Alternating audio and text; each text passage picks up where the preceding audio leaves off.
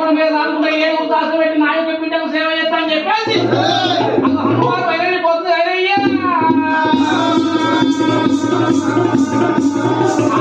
ఇంటికొండ బయటకొండ పట్టుకుపోయి టుంగుట్టు ఇయ్యాల కట్టుకొని బంగారు ఇయ్యాల కట్టుకొని బంగారు రంగులు ముసుగులు పెట్టుకొని ఏ ఉదాసం సేవ చేపించింది అయినయ్యా